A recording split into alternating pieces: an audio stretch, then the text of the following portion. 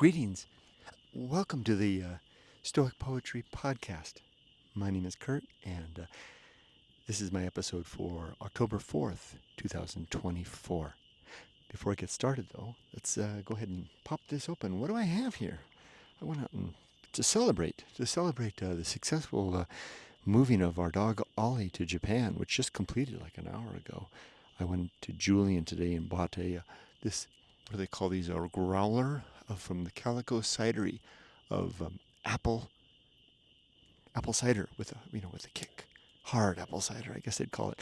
It's so fresh, it has like no preservatives or nothing. You have to drink this whole thing within a week. So bottoms up. Let's get started. I've got my one cup over here. Hold on just a sec.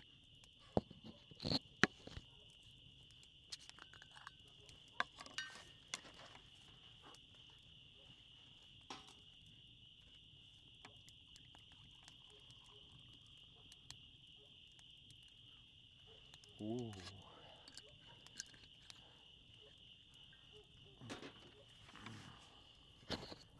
All right, that's a hearty glass full in my metal cup. Let's give it a swig and see how it is.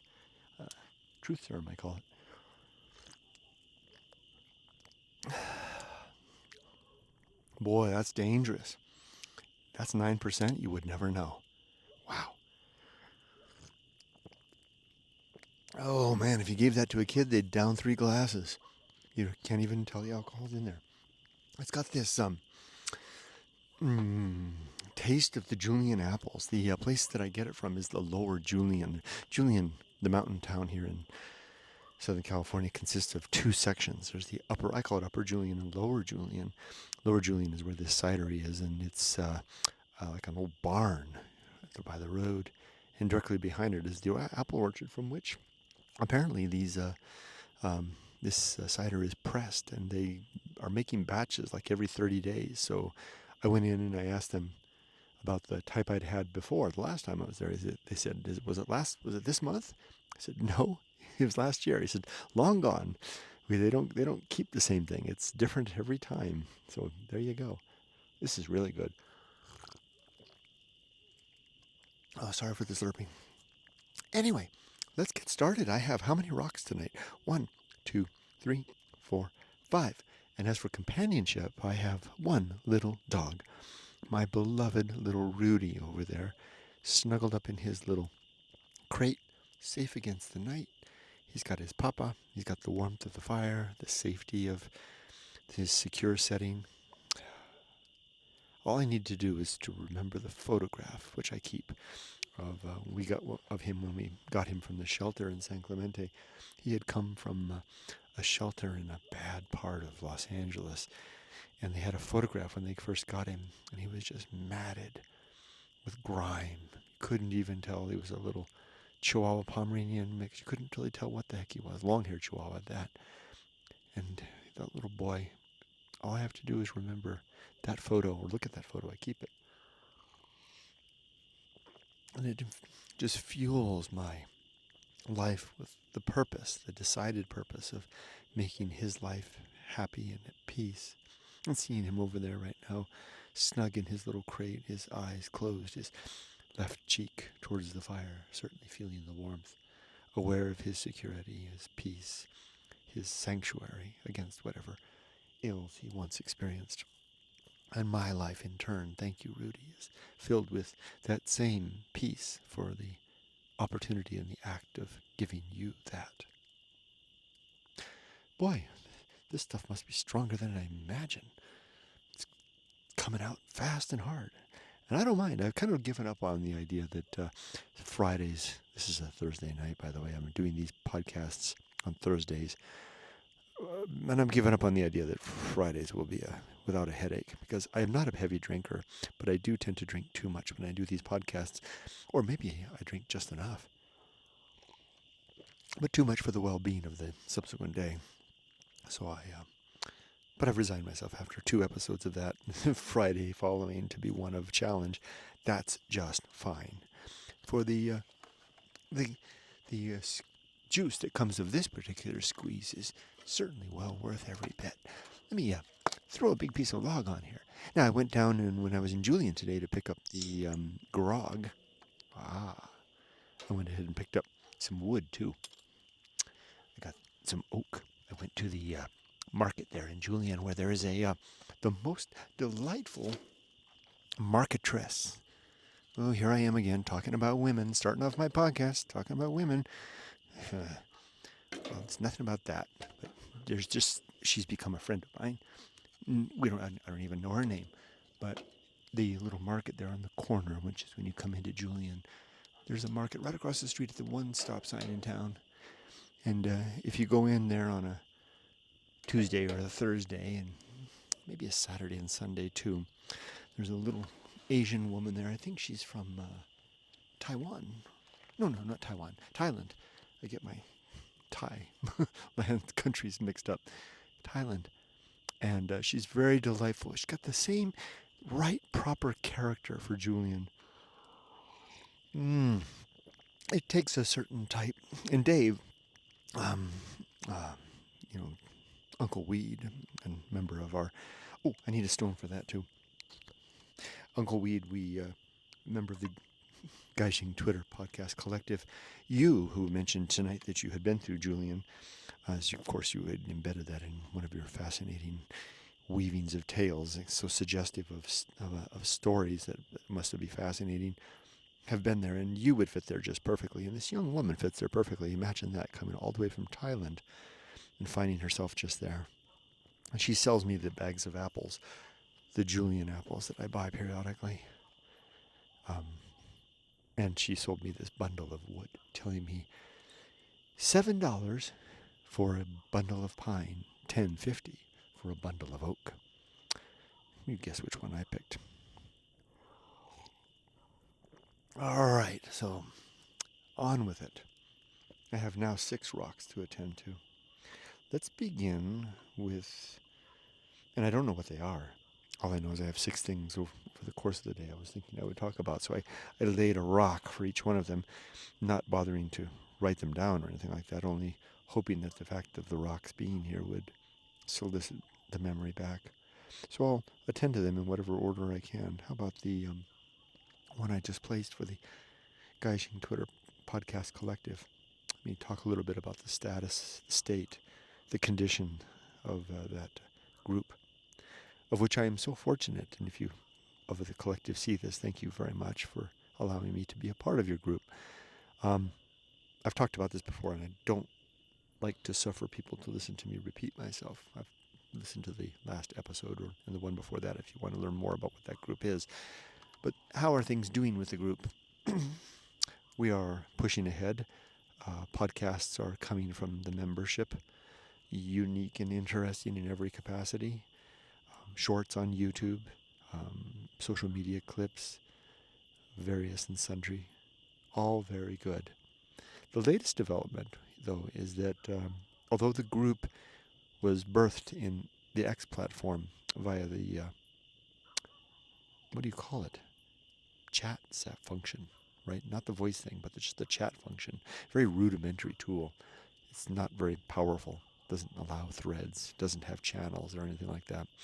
And as the group communicates and as our membership grows, it's hard to keep track of what one or another are saying.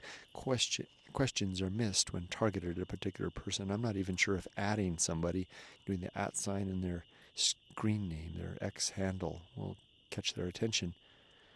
So it was suggested this past week that the group consider trying Discord. Now, it's a great idea. I'm loath to twiddle or fiddle with something that works. But I agreed that it was a good idea to try, and succeed it has. The group, the Discord, has been created. It's got all of its attendant bells and whistles, and Jeff went ahead and bought Nitro for it. Thank you, Jeff, for doing that, which gives us a lot of powers and capabilities. And, of course, as per Discord's mission, it is the superior platform for communication. And I, for one, attend to wherever the talk is. If people are talking on Discord, there I am.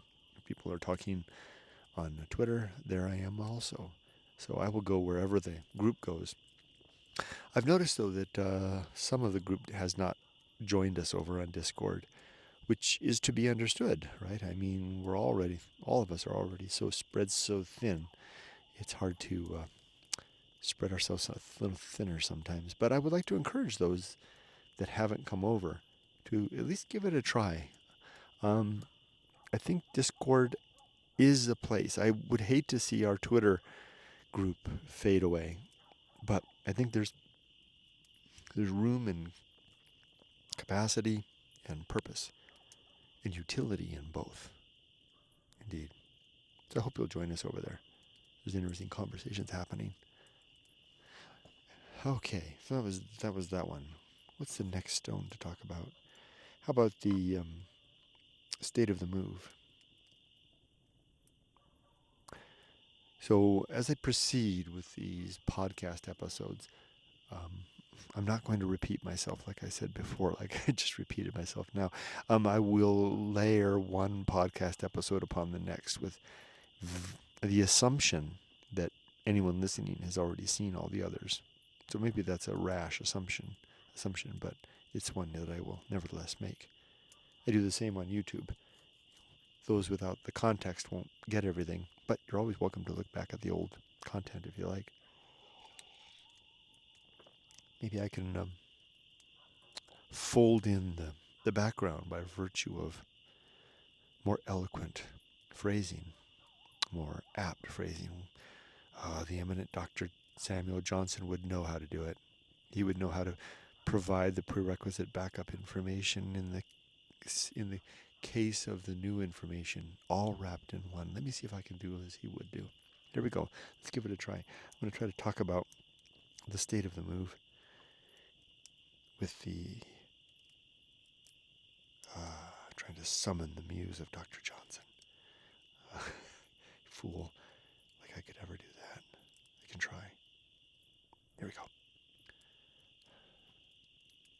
As to the condition of my family's movement from our home and life here in the United States to our new life and final life for Yumiko and I back in Japan, and the establishment of her own life in the Tokyo area for our daughter, and the bringing across the sea of the two dogs, black dog Olly, white dog Riki, and at last my own sober personage, sober for the necessity of keeping my head, yet not so sober for the artistry of trying to capture it all in words. As to the state of this endeavor, with both wife and daughter established in the new country, the new old world, and just now, Olly, the black dog, having completed his transition no less than 2 hours ago, maybe less than an hour ago, was that complete. And right now, as I speak, my wife and daughter and Yoko and Tatsuya are en route with Olly back towards Shizuoka, maybe passing through the Atami area right about now on the Tomei Expressway, bringing Olly to his new home in our apartment in Shizuoka.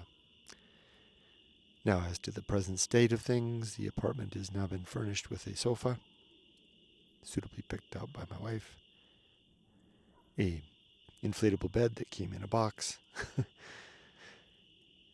bed sheets, and a few items of furniture, as well as various and sundries accoutrements of dining, plates and bowls and cups, etc.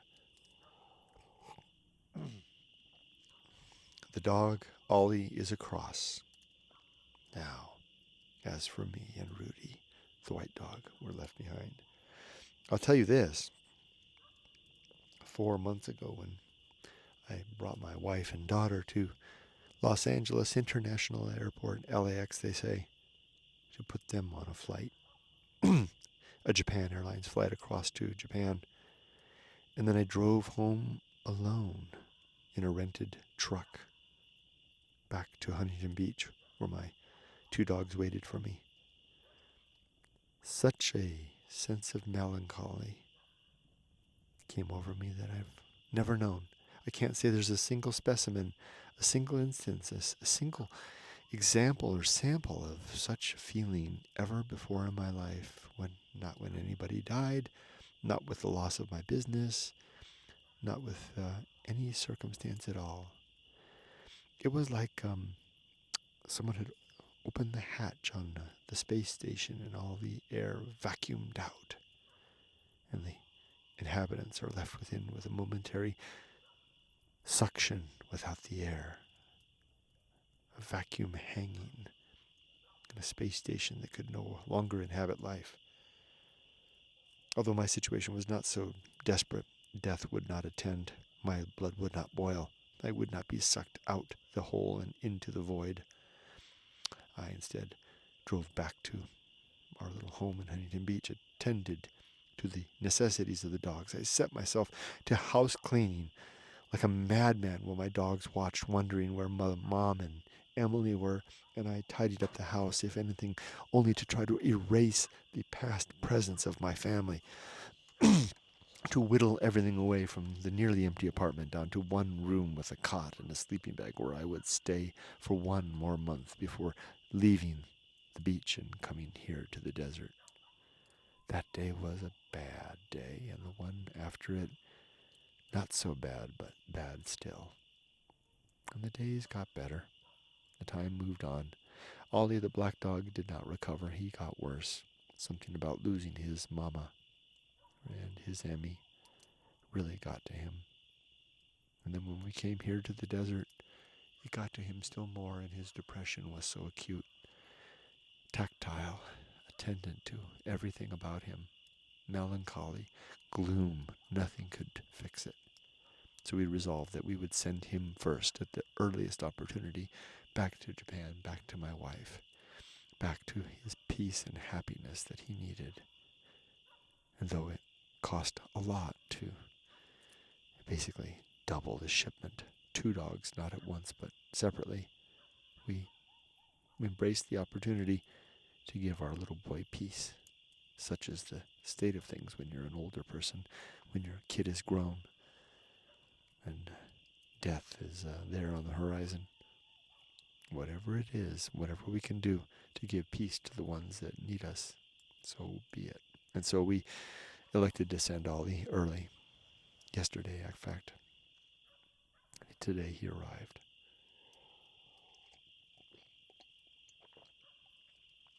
So that's the state of our move.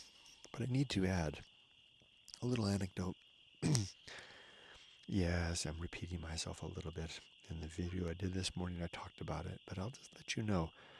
Yesterday, taking him to the airport, my worst fear from this 2.5-hour drive from the desert to the El Segundo coast where the Los Angeles airport is, my biggest fear was that something might happen along the way and we'd be stranded and not make the rendezvous with the dog shipper. And indeed that happened. A piece of bamboo somehow, bamboo in Southern California, wound up embedded in the tire, left rear, leaking air at a steady rate, enough to leave us flat if I didn't do something about it. See the video I did this morning, my good life meditation for this very day, if you want the details. They're in there. But we pulled it off. We got Olly off. We got Rudy and I back. Or I should say I got Rudy and I back. There's no we. This royal we. What a silly thing. I've known nothing but solitude for 4 months. I talk to my coworkers on the machine. I hear the planes overhead, and sometimes I see people on the road. I do speak with folks in Julian and on Sundays in Idlewild, but that feels like an imposter. I feel like I'm there for the dogs, like I'm their butler and guide, attending their needs. Doesn't feel the same. A little more of this. Like I said, I can have as much as I want on these Thursday nights. Damn, the torpedoes for tomorrow. Gotta drink it all before the week's up anyway. So now, let's sum up this state of the move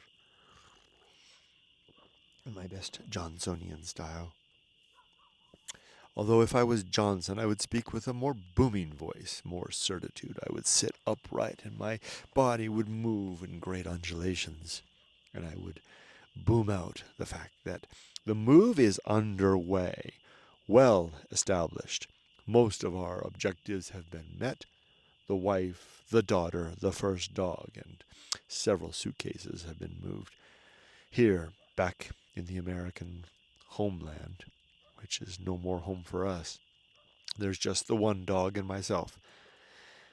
We are strong in our resolve to complete this mission, to see out our remaining 45 days, or I should say my remaining 45 days. There is no we, no royal we in the job. You, Rudy, are not a, what did they call me today?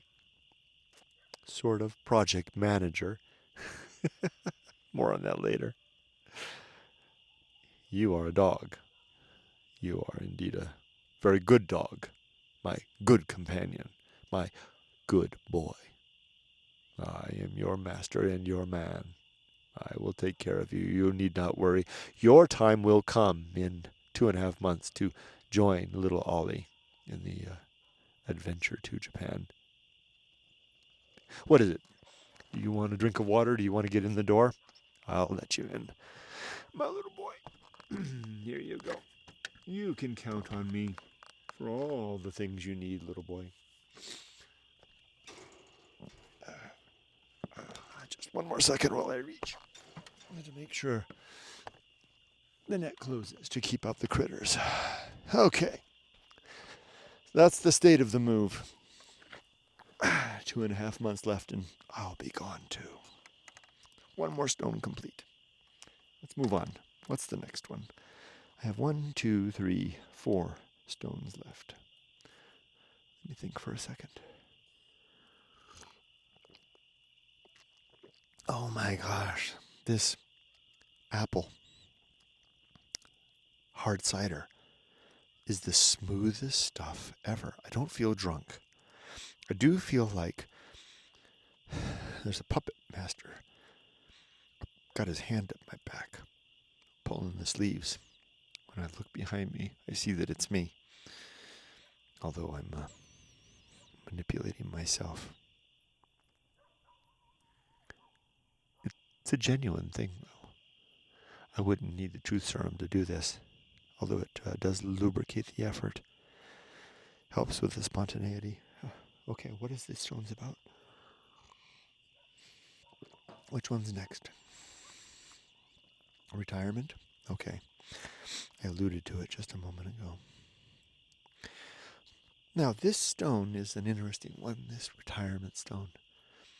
I did say last week that I would talk about retirement. No, like I said, I'm going to repeat myself a little bit. Like I said last week, I'm not going to talk about 401ks or pensions or anything like that. You've got to sort that stuff out yourself. I'm going to talk about the process.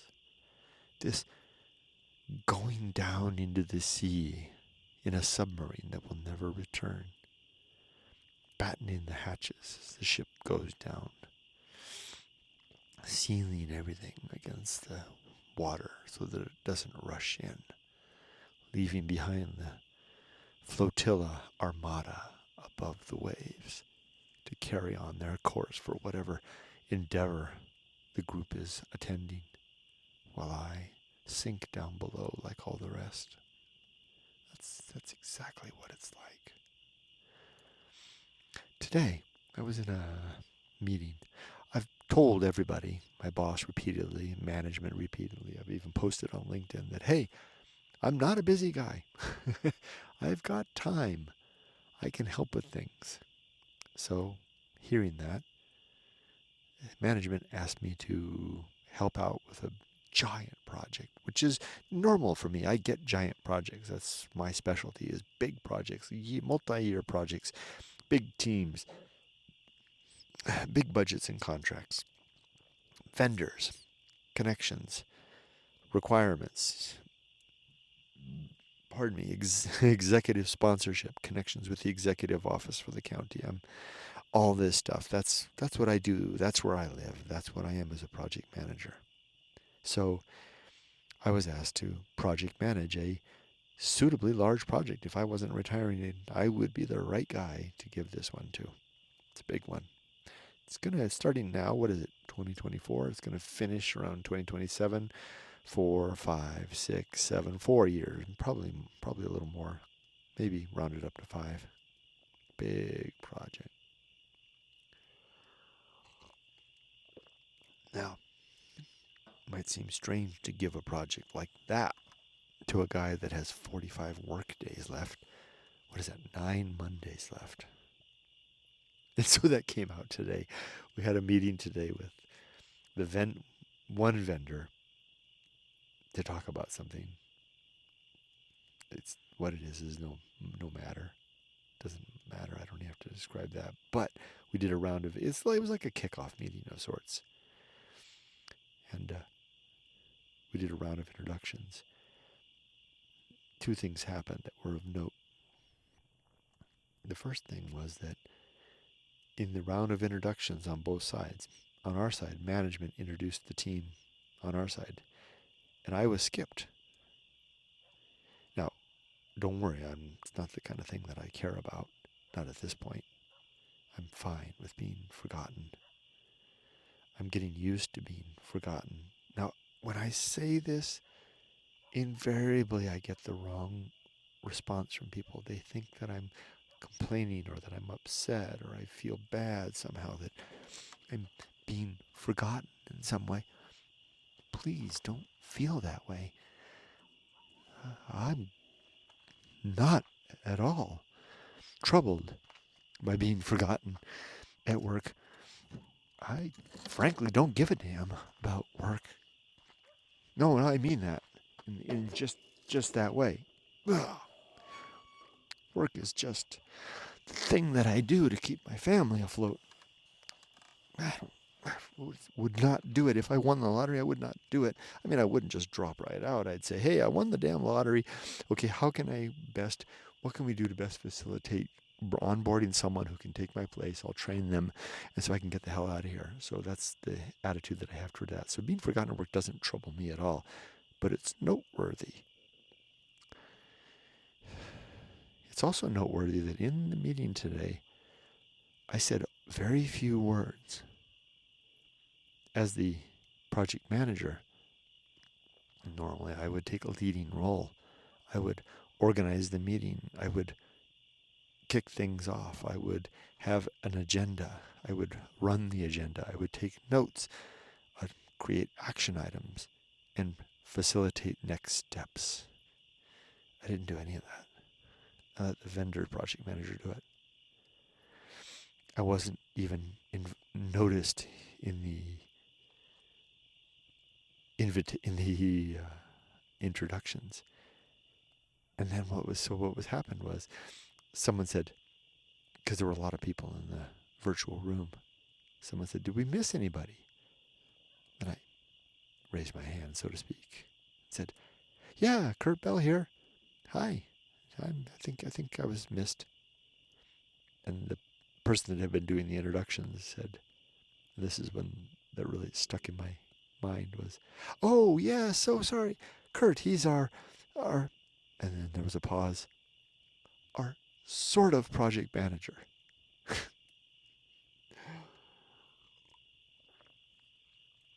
Now, being called a sort of project manager is not a problem for me, just like I said, for all the aforementioned reasons.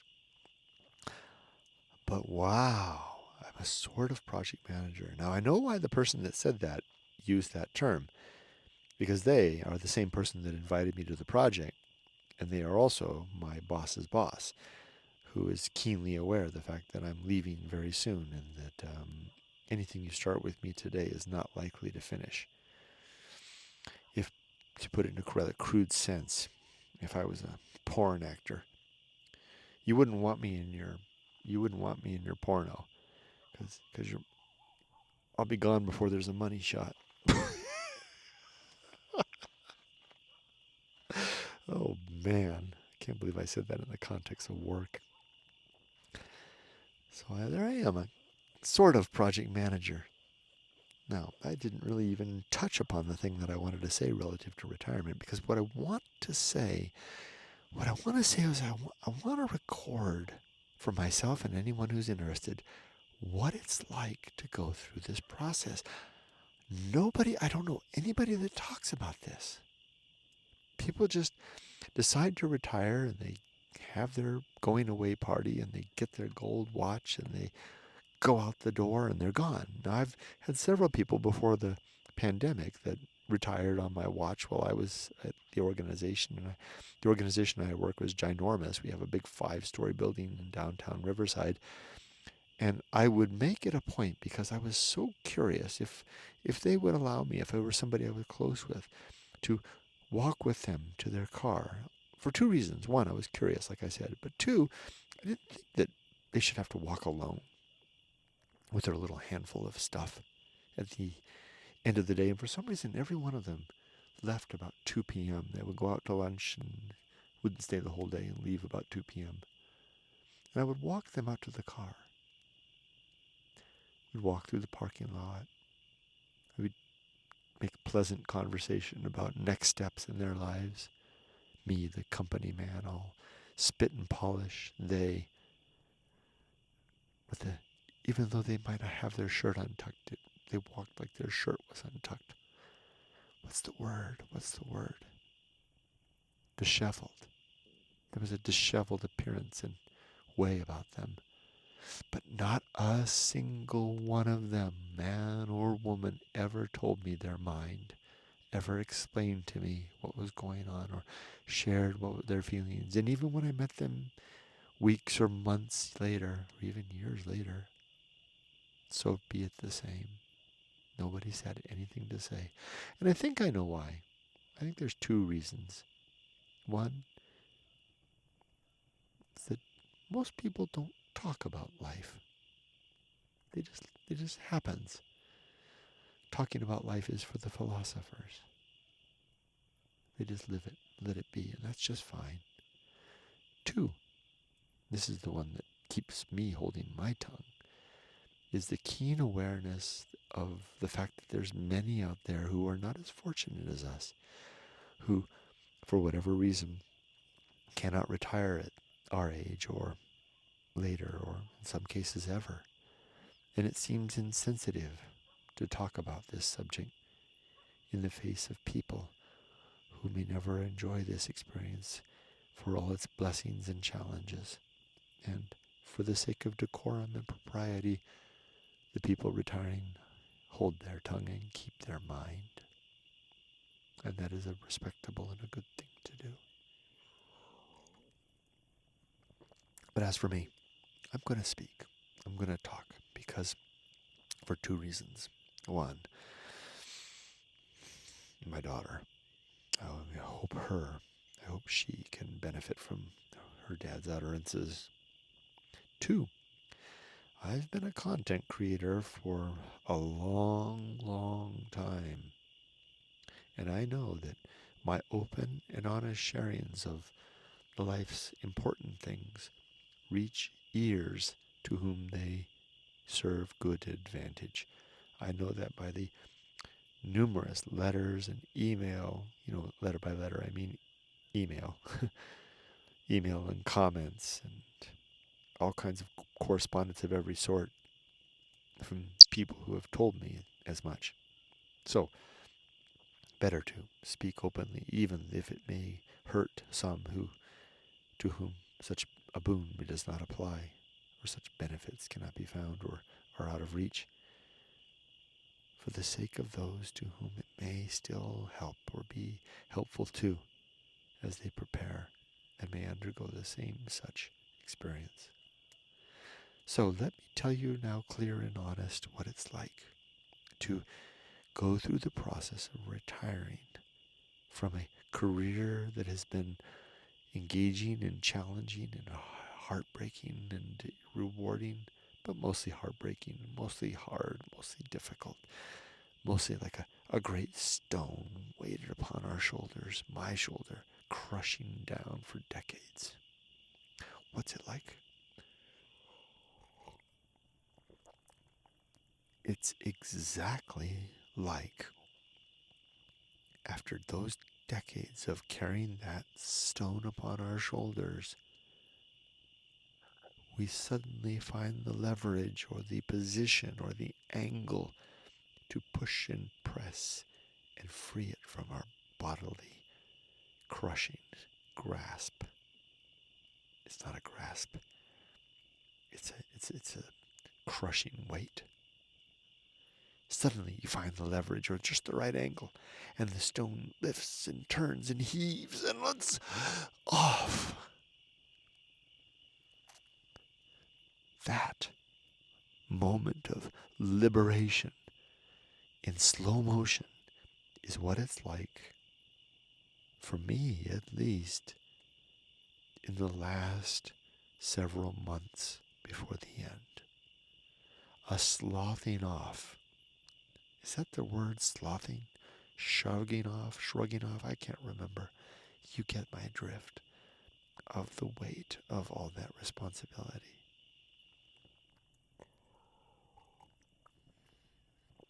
I have more anecdotes that I could share from work. Things are coming in, rolling in every day, but I won't.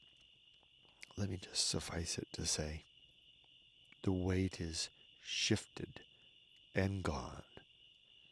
And now, 45 working days out. What is that? 1, 2, 3, 4, 5, 6, 7, 8, 9 more Mondays. And it feels like nothing can touch me now. There's no task that I could be given, no training I have to take, no responsibility or reprimand. Not that I've ever really known reprimand in my career. I've lived my life and executed my career in such a way as to, I believe, be beyond reprimand, except for some of the early years after I came back to America, and I deserved it that first year when I didn't know what the hell I was doing. That's what it's like. It's all the, it's all the benefit without any of the responsibility. So, and this is, I need another sip to really get the truth serum now.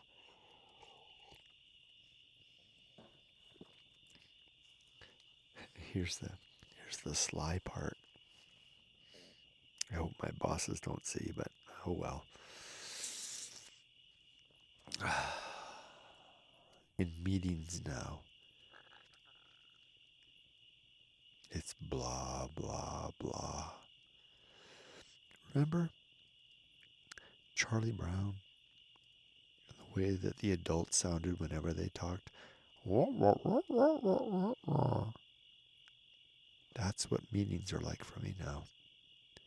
But I'm so practiced and so trained and experienced in what I do that I can pick out the bits I need to keep track of. I can recognize the parts where I need to interject. But all the rest is just wah, wah, wah, wah, wah. It doesn't matter to me anymore. It's not that I don't care. It's just it's literally irrelevant. They're discussing things and issues that are beyond me now. Because I've sunk beneath that aforementioned sea, the superstructure of myself is now mostly below the water. There's very little above now to apprehend the semaphore and signals of the other ships around me. Do you know how when you drop your head below the water, the silence can be enveloping and sudden? That's what it's like to be 45 days from retirement.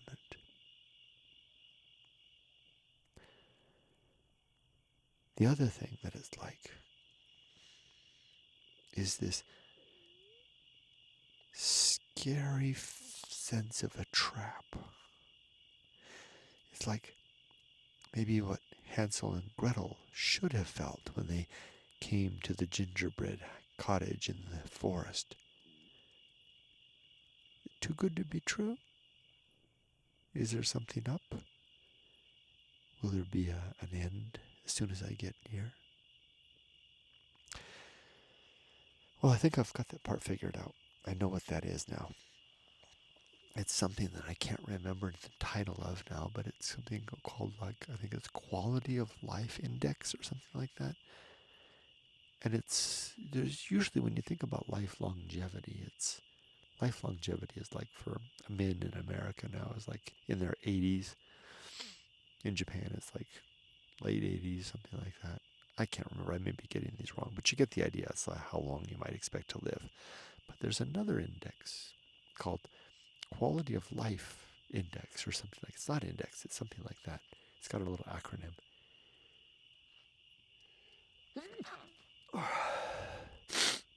And that gotcha that I mentioned is the fact that, okay, what the Quality of Life Index measures is the years of a person's life, man or woman, which will be lived in relatively good health, after which we should expect disease, debilitation, and eventually death.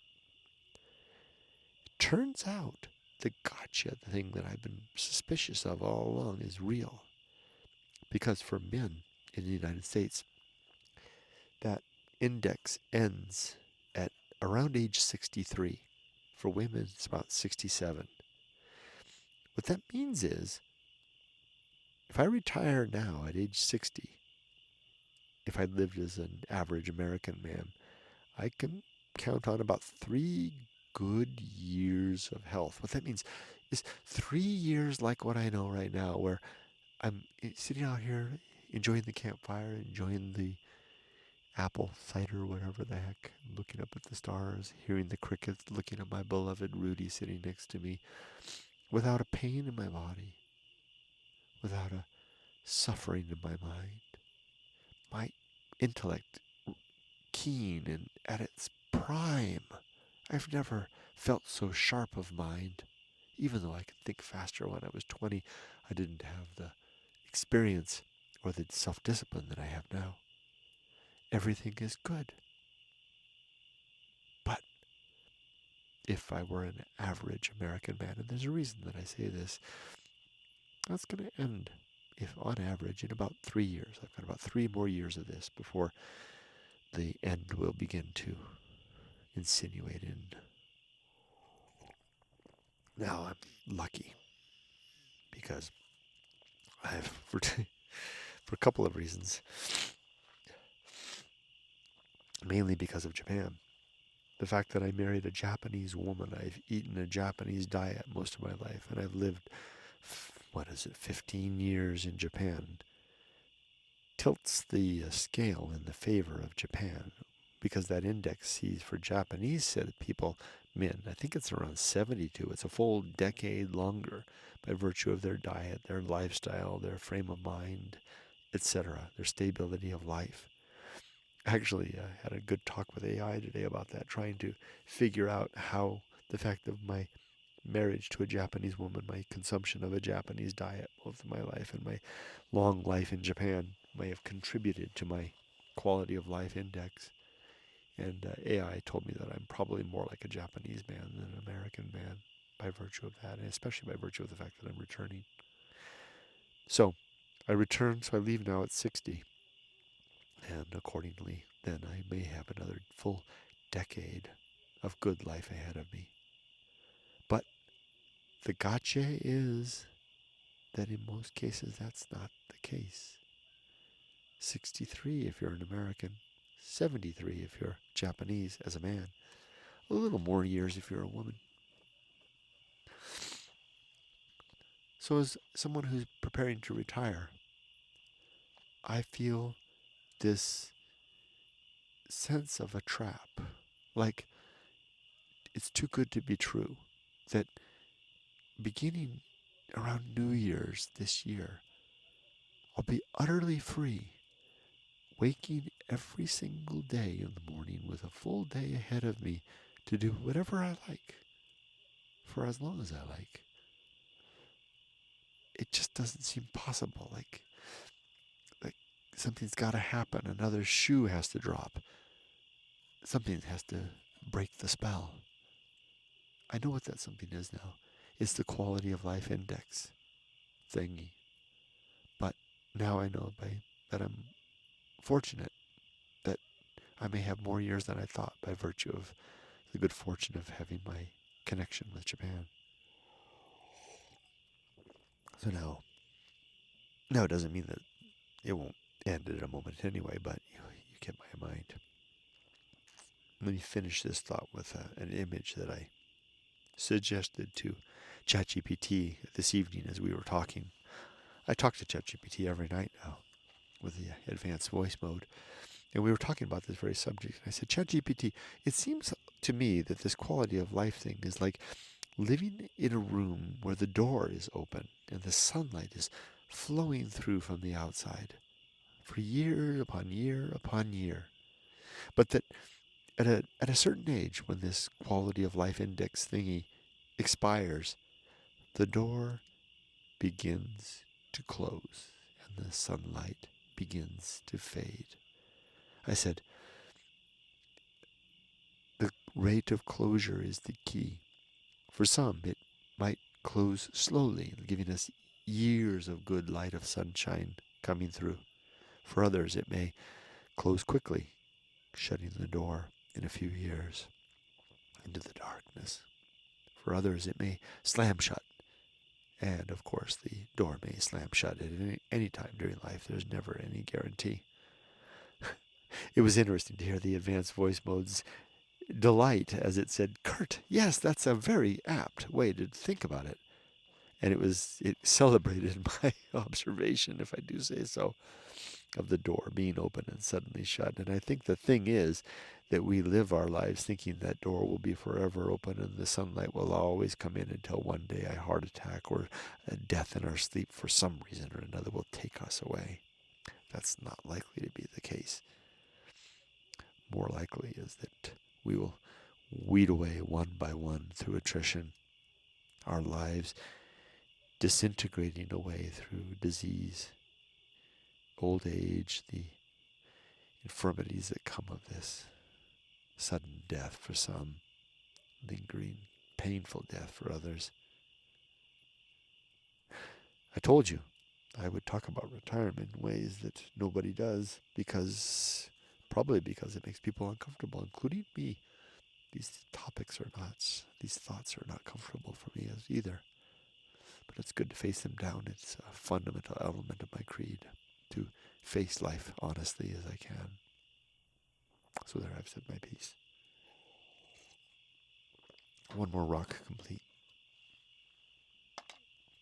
Okay, I have 3 left to go. What was there yet to speak of? Give me a moment to think.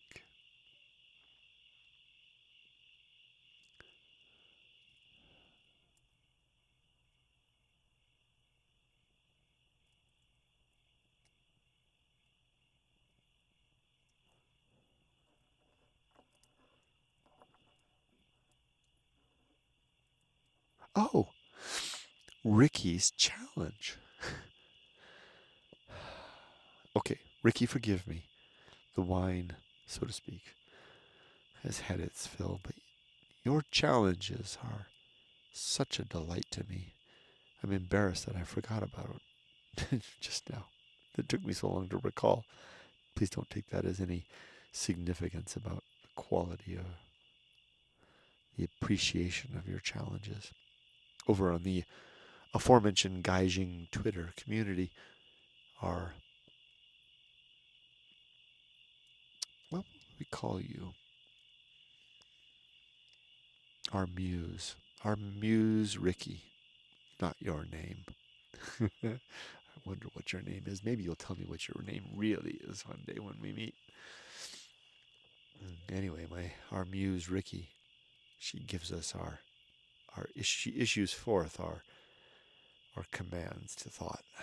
She gave 2 in the last, since I last spoke at this podcast. I need more truth serum before I begin. I drink too much. Now, that's all right. This is my Thursday drink. I am allowed to drink as I like. As I said, I am a temperate man at any other time. That's enough for tonight. 2.5. pores of this wine. Riki, you have two challenges for us to think and to share. I will address both. First is that you wanted a drunken story.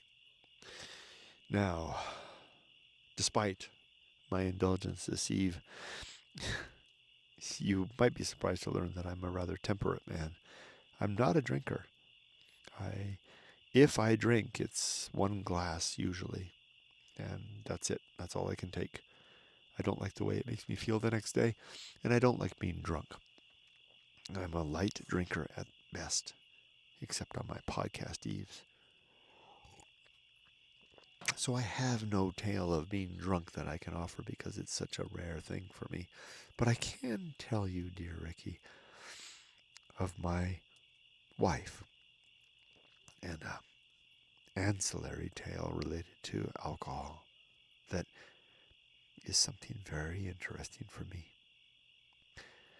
You see, in Japan, when I was a salaryman, so to speak, a English teacher for a private religious school in Shizuoka with my friend Molly, a very, very proprietous place. You would fit in just right, Riki. Very much a, what's the word? Pious and proper place. Now, Riki, I hope you'll understand what I mean by pious and proper. I don't mean to call you, and forgive me for using such crude language, because pious and proper sometimes are associated with the concept of a prude. And I don't at all mean that in any way associated with you. What I simply mean is you have a way about you that is very respectable and sociable and considerate of others. You remind me, and again, I hope I can convey this in the right way. At that very school that I mentioned, we had a, what do you call them? What is a collection of Catholic nuns? Is that a flock? I don't know what they are. We had nuns in the school. Now, I got to work with them. And you are no nun, Riki, I don't mean it that way. But there's a quality about those nuns that you have as well, which is a forthright sincerity and a sunshiny hopefulness and a loving, companionable nature that I remember the kids at our school would respect and love these nuns to such a degree. And I feel in some ways sometimes that there's the same element of love in the most proper way. Love and respect among our Gaijin Twitter podcast collective for you and your role in our group, your membership, your position, etc. So that when you give us our mission every week, we latch on to it like some of the children that I would see when I worked at that religious school, and the nuns would issue forth with their good posture, their sincere smile. Oh, it was those sincere smiles that really got me. Nothing contrived behind it. And although I have not met you in person, Riki, I imagine you are the same. I hope that you are gaining the gist of what I mean. I'm not calling you a nun. I'm not likening you to that group, although I'm sure you would not see that as anything more than flattery. They are a very respectable lot. You have that same quality. So, the point being, when you issue forth your suggestion of a challenge for the podcast, I take it with great sincerity, just like the children at the school would take the issuance of requests from the sisterhood. Gosh, I hope this came across right. Likening a woman to a nun could go wrong in so many ways. But I mean it in the most genuine and sincere and flattering way, because I have nothing, the heathen that I am, I have nothing but the deepest and most sincere respect for those women that I knew during my tenure at that school. Drunkard that I am, seemingly tonight at least. Drunkard for a night.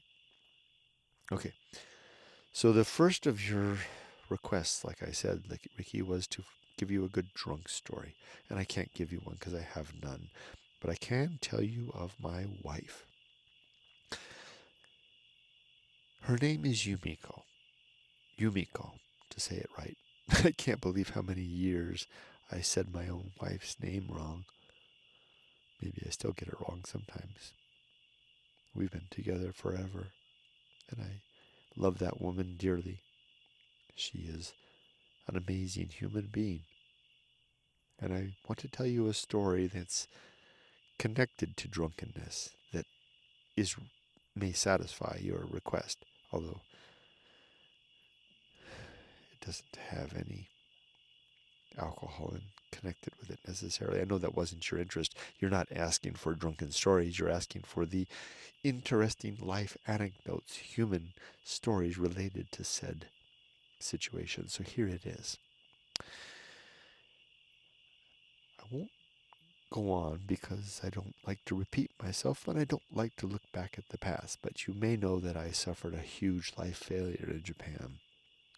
After I got back on my feet and got that job at that religious school as a teacher there, I was invited to Nomikai, the Japanese drinking parties.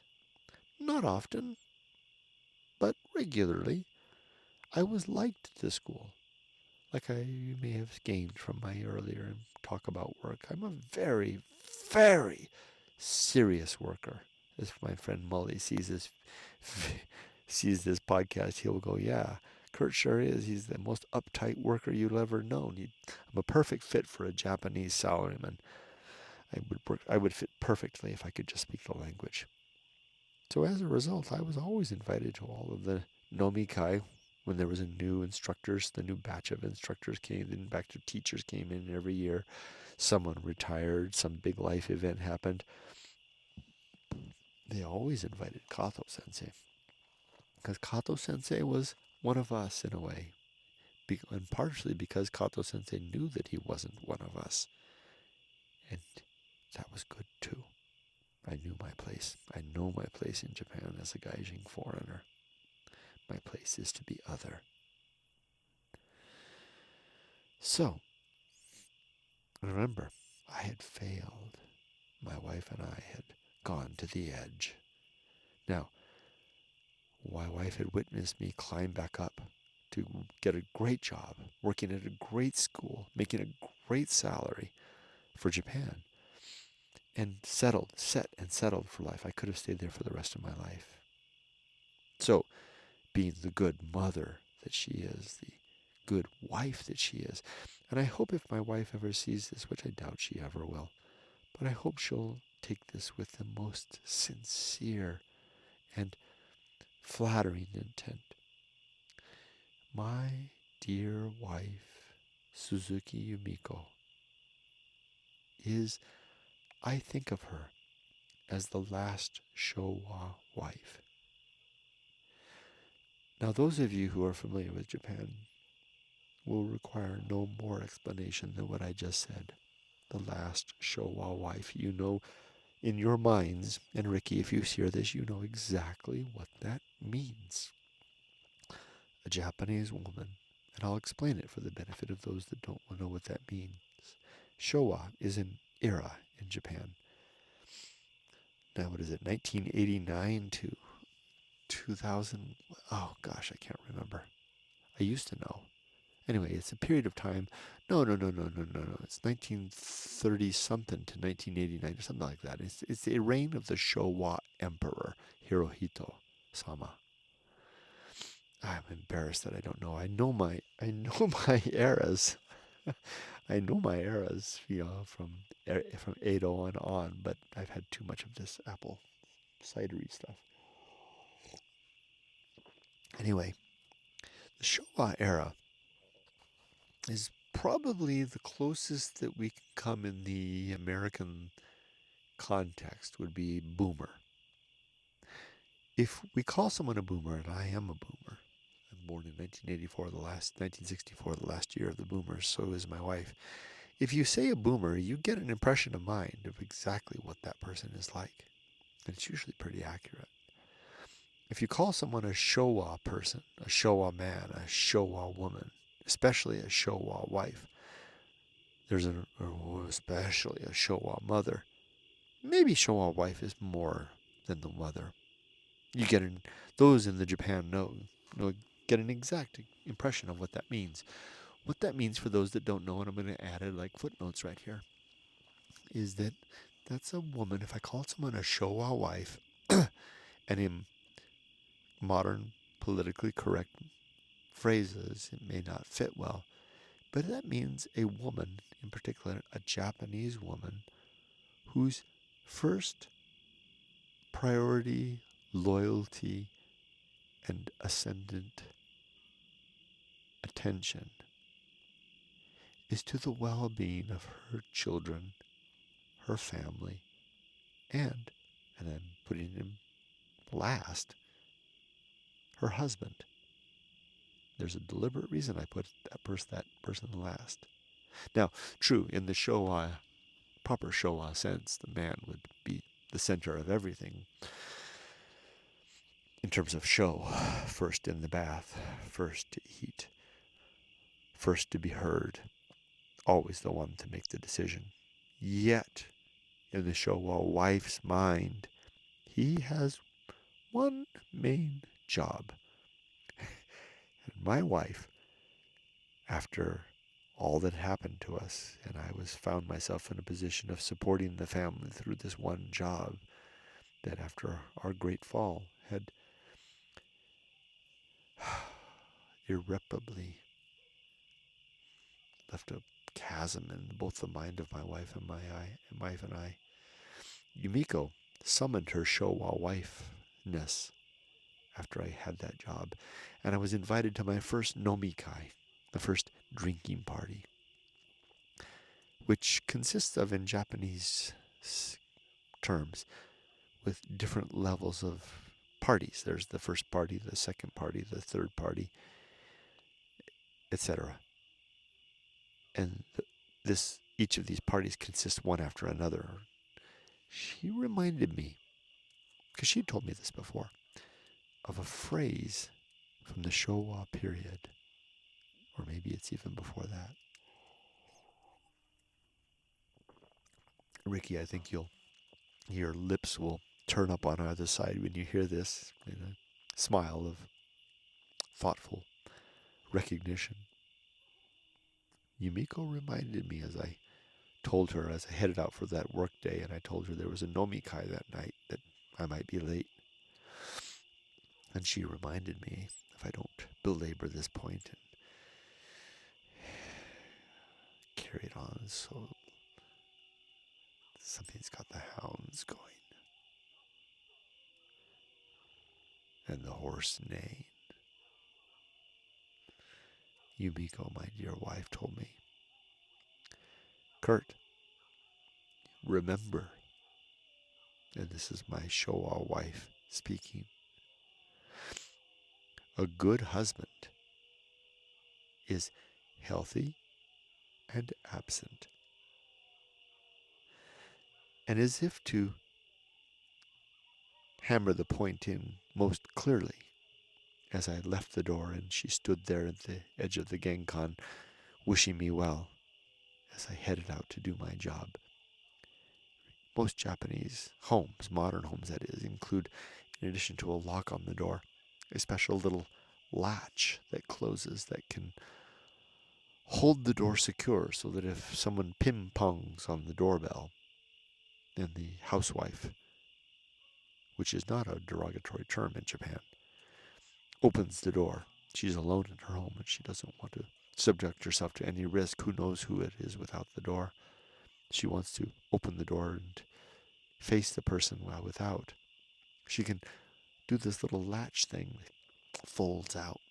The door opens, but maybe 3 inches or so. She can see their face, but there's no way the door can open. It's held fast, secure. The woman is safe. The housewife is safe. The mother is safe. The wife is safe. And she can interchange with the person without. As I left that night to go out, to go to work, go that day, that morning, to go to work, when the Nomikai would happen that very night, my Showa wife reminded me at the door in her slippers, leaning out over the genkan to close the door behind me. She reminded me that, Kurt, remember, a good husband in Japan is healthy and absent. And she hammered the point home by telling me that the latch would be shut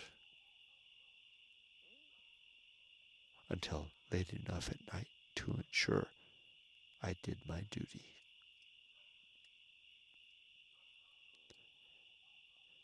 Now, Riki and all the rest already understand everything implied in this.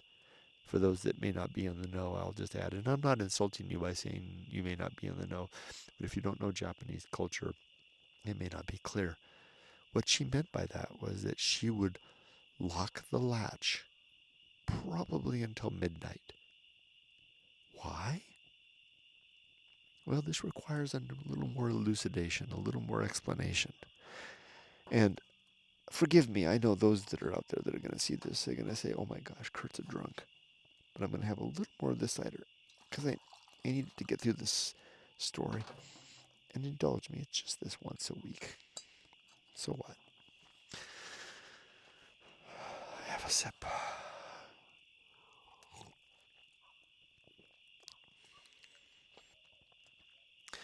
A word about the Japanese nomikai.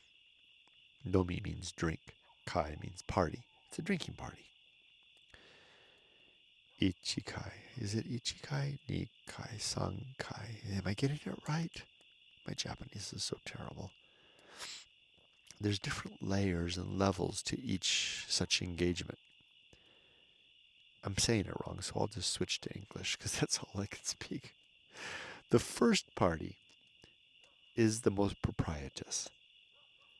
It's when everybody comes together. Now remember, I worked at a religious school, a Catholic school, and I would be invited. Let's use this one circumstance that I was referring to, my wife telling me that a good husband is healthy and absent, and she expected me to stay out long enough to be a respectable Japanese style breadwinner.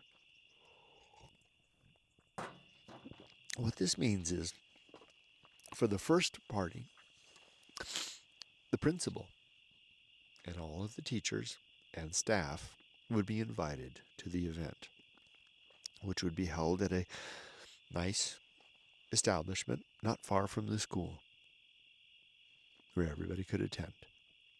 For those that have never experienced it, I'm going to spend a little bit of time to explain it because you need to understand what this is. And it is an experience worth having. It's an experience worth giving up your life as a young person, wherever you are, and going to Japan to live there for a few years just to have this experience.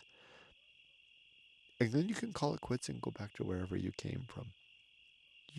Everybody should have this experience of a nomikai, a proper nomikai. Forget about the political correctness. That stuff doesn't really matter here. We're talking about the reality of the way things are, or at least the reality of the way things were, and the way they reverberate into the present tense. So in that first party, as proper as it is, everybody attends, right from the principal down to the secretaries. And what I mean by secretaries are at the school where I worked, the receptionist who greeted people at the door, the people in the staff office, the school nurse, etc. Everybody was there, men and women alike. Men and women alike. That's important distinction, the men and the women, who are not equal and not the same in Japan, still to this day. As much as a vexing problem that may be, it's also a boon in some ways. Depends on your perspective. Like I said, that would usually be at a nice establishment. And everybody begins the night sober in a big table in a huge room. Long table with the Kocho sensei, the principal at one end, and his attendant, the vice principal, the senior staff at that one end, usually the part of the room farthest from the door, with all the other teachers along the way. The junior, or the foreign staff at the far end by the door, maybe oblivious to the fact that that signifies their low rank on the totem pole. Or in some cases, the foreigner might be invited to sit next to the principal, which is a privilege and an honor that the many foreigners aren't even aware has occurred. It's a funny thing to be so honored and not even know it. Anyway, that goes on for an hour or so. And then after some drinks have been had, some great food has been had, probably the best food of the evening in terms of price, everybody adjourns and steps outside. And there's this event that occurs outside where there's groups huddle and bow and apologize. And what happens is that most of the women, like I said, men and women are not equal in Japan. They occupy separate roles, separate spheres, separate proprietous expectations. Riki would know that very well. She has embraced the role of, I think, the Japanese woman in Japan, although she's a Western woman, in fact. She understands the frame of mind of the West. I'm not saying that, Riki, if you hear this, that you're subservient or anything like this, but you seem to have embraced the best traits of the feminine world in Japan and have made them your own. And I admire that. I respect that. And I think it's an amazing thing. And I'm glad for it. I'm glad that there's those differences. Although I certainly am sad when they go in the way of causing pain to anybody. But I'm talking off on a tangent now. At the end of that first party, that event that occurs, the groups will separate and most of the women will leave. What's left is the men. And if maybe, one or two women will hang on to shuffle down the street to a lesser bar, a smaller establishment, probably better food, better drink, more noise, more atmosphere, to continue the second party. You get the gist of where this is going, right? Gone at the second party are the fancy sake cups and the salutes of praise, the solicitous toasts. Now it's more genuine. Things are happening at a human level. They carry on like that for an hour or more. Yakitori, onigiri, bowls of edamame, plain food karage, salted to the extreme. Copious glasses of beer, maybe sake, for the men who can handle it. The women, I'm sorry, I don't mean to set you apart, but they're mostly at their end by this point. When we step out to the curb at the end of the second party, the women are mostly peeled away and gone. It's left to the men for the third round. In which case we stumble, maybe arm over shoulder, one by one, three by three, scattered across the curb. Other groups of similar such men, groups, comrades, the women all gone, coming in the opposite direction. Anything will do now. Any restaurant or bar. Bar only. Any izakaya. Izakaya, the right word, will do. We make our way inside and we find ourselves a huddle at the back, and the cute attendant waitress will appear, take our orders, or maybe it's a young man. It doesn't matter. And we drink. We eat our way into oblivion. Harsh words, true words, authentic words are said. Things to the boss's face, if the boss is still there. The boss may be gone. Some bosses know better to make it to the Sanjikai. If you're a boss and you come to the Sanjikai, you're asking for it. You're going to hear things. You're going to hear it. Better probably that you left already with your little purse thing, and you're clutched under your hand and your tie slightly askew. Go home to your family in your nice home. Let the younger men now vent and steam off their feelings, their challenges in the third party going past midnight. Oh, is tomorrow a work day? Yes, it is. Never you mind. Now, I think I've explained the Japanese Nomikai sufficiently for those that don't know. What I need to add, though, is that in the strain of the old idea of what happens in Vegas stays in Vegas, what happens at Nomikai stays at Nomikai. Whatever words are said, whatever exchanges occur, are left at that. We all show up the next day and time at our school with our shirts buttoned up, our ties tight if we wear them, like nothing happened. Oh, but what about my wife? What about my wife's comment that a good husband is healthy and absent? Her meaning was that she expected me to stay to the end, or at least to nearly the end, as far as I could. Because those junior men who make it to the end have sealed a camaraderie, a guilt of sorts, of confession and experience and painful expression that comes of being younger men, subordinate men in a hierarchy that hurts and pains and demands. And if I do that, if I can make it to that, even though I don't speak Japanese, the very fact that I made it to the end would solidify my place among them, among the younger men who would one day be the senior men. And my place, even though as a foreigner I could never be one of the seniors, I could never even be one of the normal ones, but I would always be welcome in their midst, because I, in a very true yet peripheral sense, was one of them.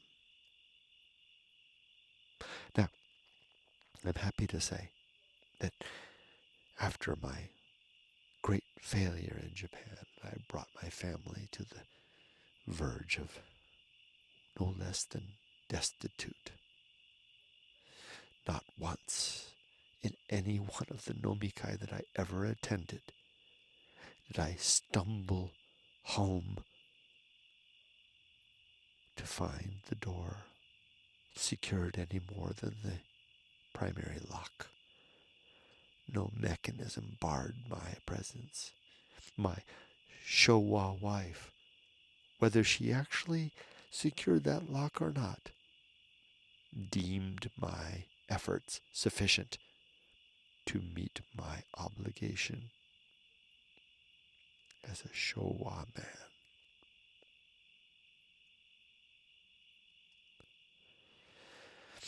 That's my story, Riki. My drunken story. Let me take away the one rock. I have two more rocks to go. I don't know what the second one is, but let me go on with the third, the second to last one. Riki, you asked, What is our, oh crap. How did you word it?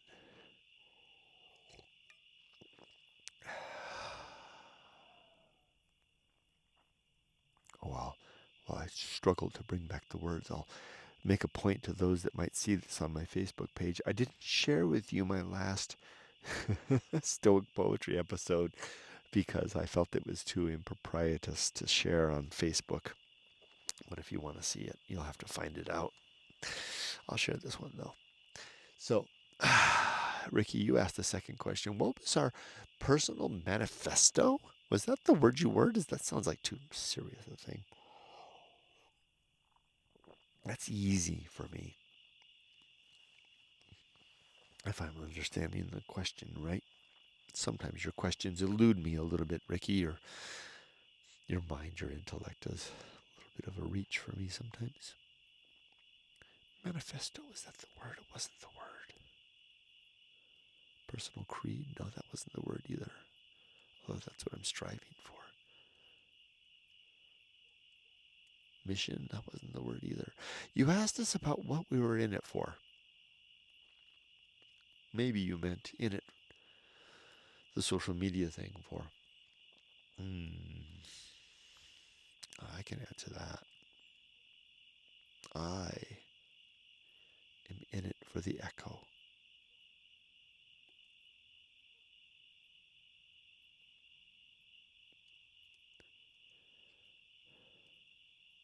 Trying to find a way to take what is important to me and echo it into the void in such a way that its reverberations will come back in time for my daughter's maturity.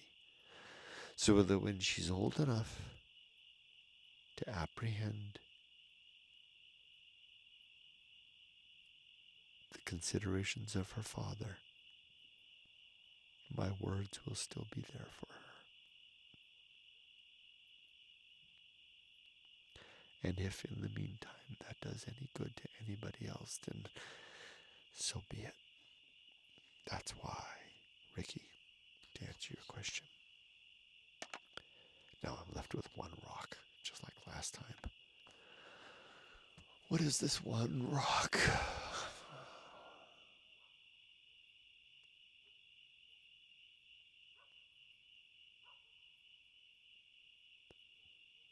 Looking up at the stars.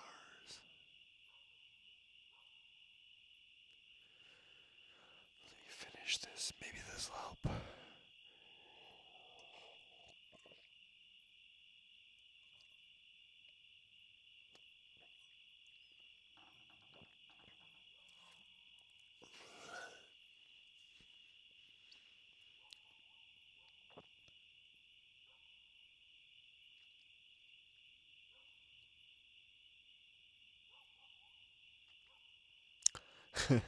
And now I remember.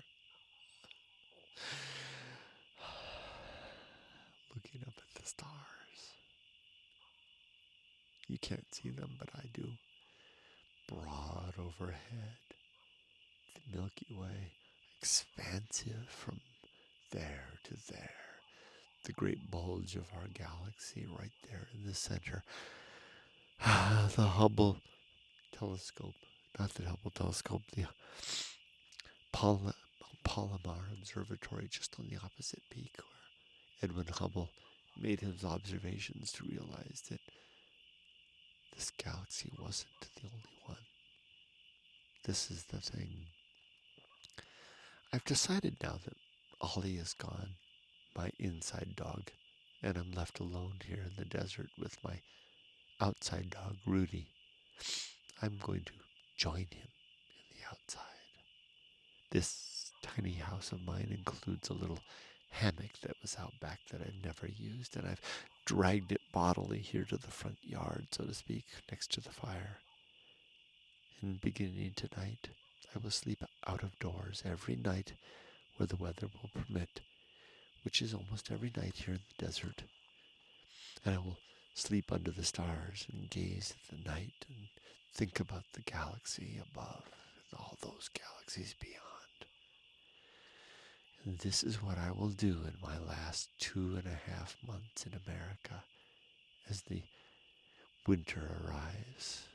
The snows may become, and I finish off my August career, my sort of project manager role, my worthy husband capacity, and I bring it all to a close. And then one day, I'll leave with my little dog under my arm, my blessed little dog Rudy. And we two will go together at midnight or 1 a.m. on All Nippon Airlines flight to Haneda Airport in Tokyo, where wife Yumiko, daughter Emily, sister-in-law Yoko, and maybe my future son-in-law Tatsuya will meet me and Rudy and welcome us to our new lives. And I will be the retired man that I want to be, cognizant of the diminishing days and the few years yet left of good quality life before disease, diminishment of capacity, and soon death take over and erase it all, leaving only the echo of my words in what few videos I have made over the course of my life. Most sincerely, most resolutely, in spite of the booze, or maybe facilitated by it, for just this one night.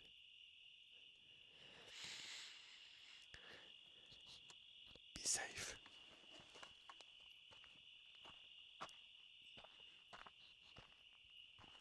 But never, ever too safe.